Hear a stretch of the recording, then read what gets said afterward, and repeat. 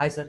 నమస్తే. సో రీసెంట్‌గా మనం చూసుకోవచ్చు వాట్సాప్‌లో అలేకే చిట్టి అని ఈ టాపిక్ అనేది బాగా వైరల్ అవుతుంది. సో అవును. ఏంటంటే ఒక కస్టమర్‌కి వాళ్ళు అబ్యూజ్డ్ లాంగ్వేజ్‌లో మాట్లాడడం జరిగింది. అవును. సో దాని మీద వాళ్ళు క్షమాపణ కూడా చెప్పడం జరిగింది. సారీ చెప్పినా సరే వాళ్ళ మీద మనం కేస్ ఎయచ్చా? ఖచ్చితంగా అండి. ఎందుకంటే క్రైమ్ ఈజ్ క్రైమ్. అవును. ఇప్పుడు ఆమె ఒక వ్యక్తిని అట్లా తల్లిని తిట్టింది. నాకది నచ్చలేదు. ఆమె తల్లిని తిట్టడం ప్లస్ వాళ్ళ కుటుంబ వ్యవహారాలు ఎత్తటం, నువ్వు బాగుపడాలి అంటే నువ్వు కొనే పచ్చళ్ళ కోసం మేము బాగుపడాలా అనేది కాన్సెప్ట్ వస్తా ఉంది. ఓకే. సో ఇక్కడ ఏంటంటే కన్జ్యూమర్కి ఉన్న కొన్ని హక్కులు ఉన్నాయి. ఎందుకంటే ఎదుటి వాళ్ళని రెస్పెక్ట్ ఇవ్వాలి. అలాగే భారత రాజ్యాంగం ఆర్టికల్ 21 ప్రకారం జీవించే హక్కులో భాగంగా గౌరవప్రదంగా జీవించాలి. సో అలా ఆ ఉద్దేశంతోనే ఆమె అలా ఉండాలి తప్ప డెఫమేషన్ సూట్ కూడా ఆ యొక్క వ్యక్తి ఎవరైతే ఉన్నారో ఆయన ఫైల్ చేయాల్సి ఉంటుంది. ఓకే. ఒకటి ఇంకోటి ఏంటంటే పోలీస్ స్టేషన్లో ఇమీడియట్గా అతను కంప్లైంట్ చేయాలి. ఓకే. ఇలా సోషల్ మీడియా సరే అతను సోషల్ మీడియాలో పెట్టాడు చేశారు అది ఓకే. ఇప్పుడు సోషల్ మీడియాలో పొరపాటున అందరిని తిట్టేసి లేకపోతే ఇంకొక రకంగా తిట్టేసి సారీ చెప్పినంత మంది క్రైమ్ అనేది కాదు కదా. సో అది క్రైమ్ ఈజ్ క్రైమే.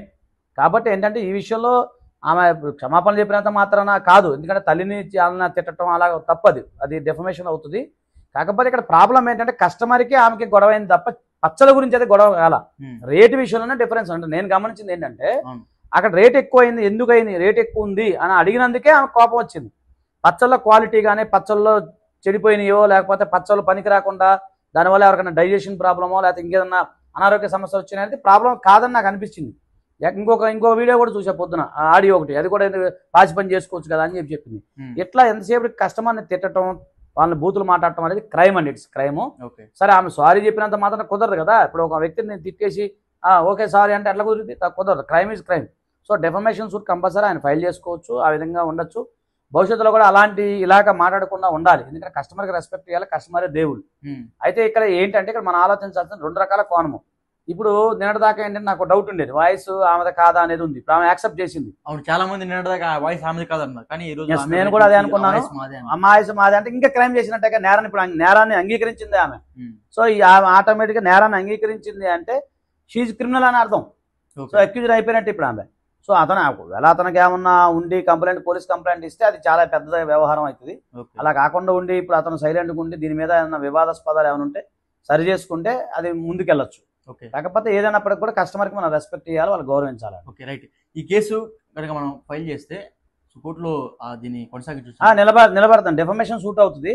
డెఫమేషన్ పరువు నష్టం కేసు ఆ పిల్లడు ఎవరైతే ఉన్నారో అబ్బాయి అమ్మాయి ఎవరైతే వాళ్ళు ఉన్నారో వారు ఖచ్చితంగా దీన్ని డెఫమేషన్ సూట్ ఫైల్ చేసుకోవచ్చు. వాళ్ళకి లీగల్ నోటీస్ పంపించవచ్చు, దానిపైన కంప్లైంట్ చేయొచ్చు. ఇంకోటి ఆ పచ్చళ్ళది ఏదైతే ఉందో దానిపైన కూడా కన్జ్యూమర్ కోర్టులో కూడా ఫైల్ చేసుకోవచ్చు, స్థానిక పోలీస్ స్టేషన్లో కంప్లైంట్ చేయొచ్చు, వాళ్ళకి లీగల్ నోటీస్ కూడా పంపించచ్చు. ఓకే. యాక్చువల్లీ ఇప్పుడు వాళ్ళకి సంబంధించిన వెబ్సైట్లు ఏవైతే ఉన్నాయో alekachitipicus.in అని ఒకటి వాట్సాప్ నెంబర్ మొత్తం బ్లాక్ చేసిందండి. ఎందుకండి అంటే ఎందుకంటే కొంచెం మొహం చల్లకేమో ఒకవేళ లేకపోతే అవుద్ది అని చెప్పి భయంతో చేశారేమో మరి వాళ్ళు. ఏదైనప్పటికీ కూడా ఇలా మాట్లాడటం అయితే మంచి పద్ధతి కాదనేది నేను ఖండిస్తాను, తీవ్రంగా. ఆమె ఇప్పటి నుంచి కాదు, ఈ alekachitipicus ఎప్పటి నుంచి స్టార్ట్ చేసిందో ఆ మిడిల్ ఆఫ్ ది జర్నీ నుంచి కూడా అప్పటి నుంచి కూడా మీ భూత పురాణం అనేది స్టార్ట్ చేసింది. స్టార్టింగ్ ఏంటంటే మన వాళ్ళు ఎంకరేజ్ చేశారు. ఎందుకంటే చాలా మంది ఇట్లా నెగిటివ్ పెడతారు కాబట్టి తిట్టడం సహజమని ఎంకరేజ్ చేస్తూ వచ్చారు. ఈ మధ్య కాలంలో ఆ బూతులు ఎక్కువయ్యాయి. సో ఈ విధంగా వైరల్ అయిపోయింది. అదేనండి, ఇప్పుడు ఆమె ఏమనుకుందంటే నన్ను ఎవరు ఏమని లేరులే, నన్ను ఎవరు పట్టించుకోరులే అని చెప్పి అలా ఉందేమో. తప్పది, అది క్రైమ్ అది. సో అట్లా లీగల్గా అయినా డెఫమేషన్ పరంగా అయినా కూడా మొత్తానికి అమ్మాయి నేరం చేసినట్టు ఒప్పుకుంది కాబట్టి ఇది ఇంకా నేరమే. కాబట్టి ఇప్పటికైనా మునుముందైనా మరి ఆమె లీగల్గా ఎవరైనా వెళ్ళకపోతే మాత్రం ఇలాంటివి జరగకుండా చూసుకోవాల్సిన బాధ్యత ఆమె పైన ఉంది. సారీ చెప్పినంత మాత్రం కుదరదు, క్రైమ్ అట్లా కుదరదు కదా. ఇప్పుడు జనరల్గా ఒక వ్యక్తి నేరం చేశాడండి, నేరం చేసి సారీ అంటే కుదిరిద్దా? కోర్టు ఒప్పుకోదు కదా. ఇప్పుడు డ్రంక్ అండ్ డ్రైవ్ ఉంటుంది, ఒక డ్రంక్ అండ్ డ్రైవ్లో ఒక అతను దొరుకుతాడు. దొరికినప్పుడు సారీ సార్ అని పోలీసు వాళ్ళు చెప్తే సారీ చెప్పినంత మాత్రం జడ్జి శిక్ష చేయకుండా ఎలా ఉంటాడు? అలా కుదరదు కదా. కాబట్టి క్రైమ్ ఈజ్ క్రైమే.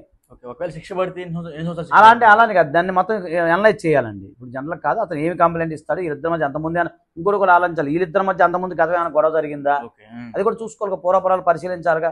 లేదు కొంతమంది ఇతనే ఆ అమ్మాయిని తిట్టాడేమో, ఆ కోపంలో అమ్మాయి తిట్టింది ఇతను రికార్డ్ చేసుకొని అంటే అలాగా జరిగి ఉండొచ్చు, ఇవన్నీ చూడాలి.